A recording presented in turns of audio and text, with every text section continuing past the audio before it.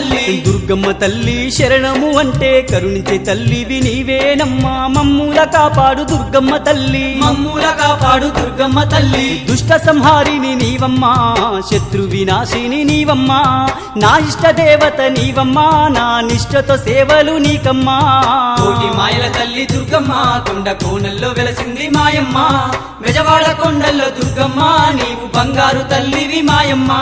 బెజవాడ కొండల్లో దుర్గమ్మ నీవు బంగారు తల్లివి మాయమ్మ